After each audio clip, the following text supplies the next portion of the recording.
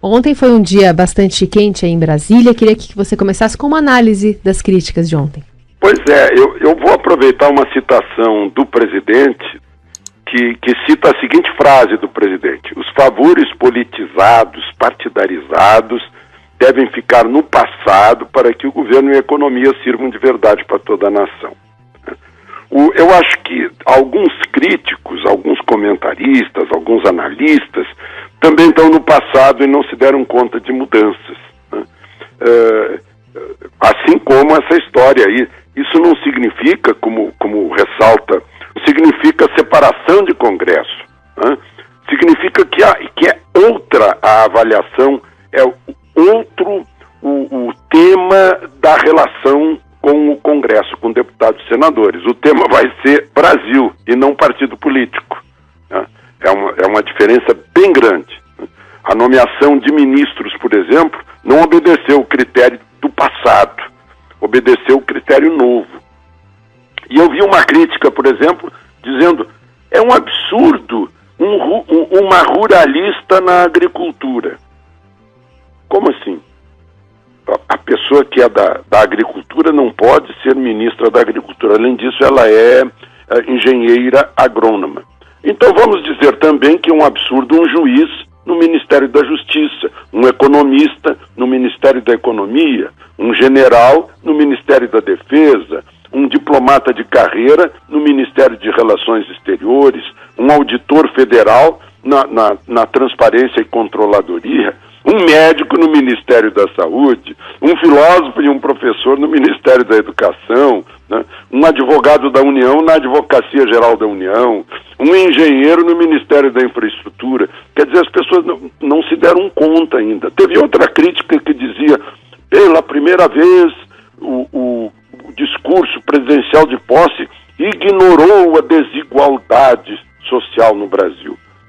Pois é, tem o outro lado da leitura disso. Finalmente, um discurso de posse não demagógico, né? Que não faz demagogia em cima da pobreza, né? Que sabe muito bem que a pobreza se desfaz quando os empresários têm mais lucro, reinvestem o lucro para crescer, crescendo, geram mais riqueza, geram mais emprego, né?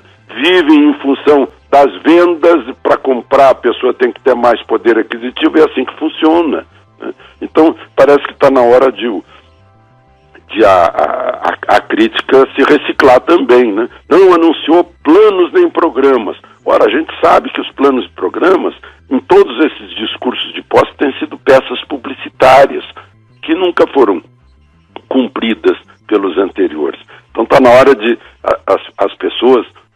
Eu acho muito justa a crítica, claro, não é justa, é necessária, né? Sem crítica, os governos ficam perdidos.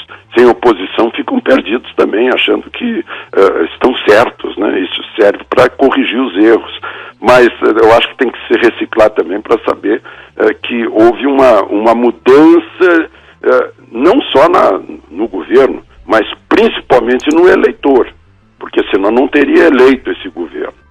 O eleitor que deu maioria de votos para esse governo, para esse presidente, é exatamente o eleitor que também mudou a cabeça, que exige uma mudança, e que tomara que fiscalize e critique se não houver essa mudança. Alexandre, muito se falou sobre os discursos de Bolsonaro no dia 1º, que eles não abordaram muitas propostas, não foi muito rico em informações. O que você achou ontem dos ministros mesmo, falando já, detalhando um pouquinho mais? Pois é, algumas obviedades, aí vai a crítica, né? Gente, faz discurso para dizer que vai obedecer a Constituição, tá brincando, né? É a mesma coisa que eu ficar dizendo toda hora: olha, eu respiro, eu tomo água, eu me alimento. Isso é parte da vida democrática. Obedecer a Constituição é o óbvio, né?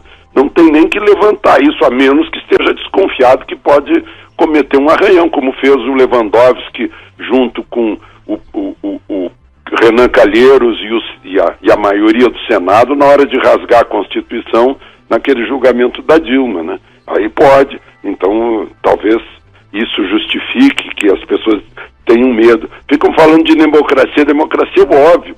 Parece que foi o Paulo Guedes, eu ouvi dizendo, a imprensa é livre. Claro que é, cara pálida, mas não precisa dizer, isso é óbvio, né? E está escrito na Constituição também, além de ser algo que não precisa escrever na Constituição, porque faz parte da democracia.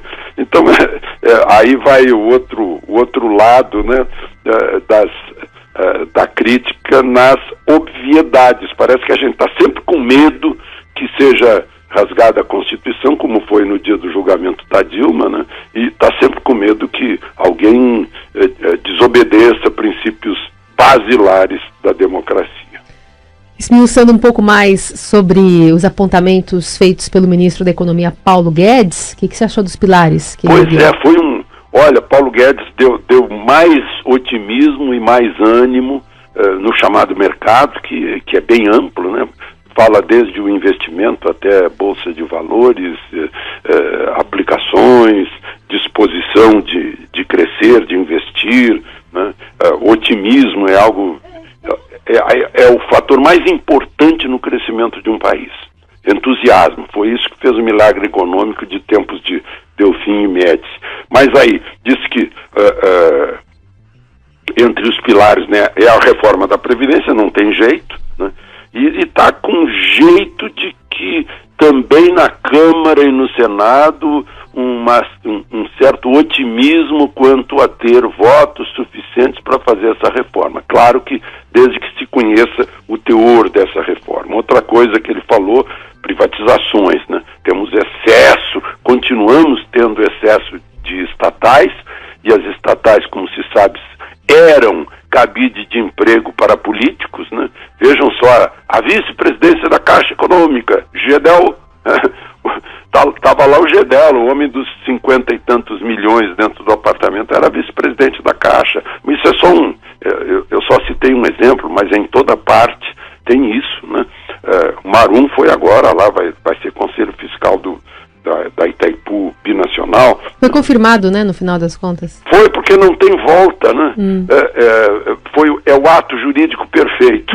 Então, não teve volta, foi uma coisa definitiva, né? Não é como o caso do Batiste, que teve volta, aquilo que o Lula e o Tarso Genro deram para ele, asilado político no último dia, né? Refugiado político no último dia de governo. Aí teve volta. Aliás, agora uma das tarefas do atual governo é achar o Batiste, né?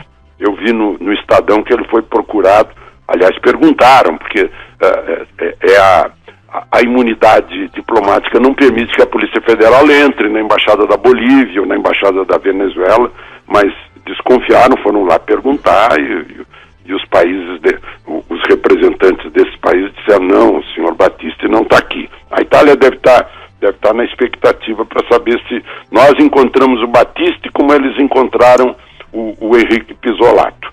Mas, enfim, nos pilares do ministro Paulo Guedes está uma simplificação tributária. E ele chegou a falar até de uma reforma tributária, agora o imposto único, né, com uma carga fiscal de 20%. A maior parte dos países tem isso. O Brasil deixou de ter um imposto único de 1% sobre a retirada bancária, mas faz tempo isso. Os banqueiros não permitiram, né? Disseram que não iam mais financiar a campanha eleitoral se os parlamentares votassem nisso, e não saiu essa reforma. Já faz uns 40 anos eu assisti à reunião em que os principais banqueiros do país derrubaram a reforma. Mas agora está falando nisso, né? Acho que é essencial, porque as pessoas sonegam, porque não conseguem pagar imposto, não tem tempo para calcular imposto, não tem dinheiro para manter uma equipe só para calcular imposto. É um trabalho enorme, a gente se sente tungado, né, no momento em que paga uma carga fiscal enorme e depois assiste a Lava Jato descobrindo tanta corrupção, né? E aí a pessoa diz, puxa, não vale a pena pagar imposto. E por que eu pago imposto se não há uma boa educação, não há boa saúde, não há segurança pública?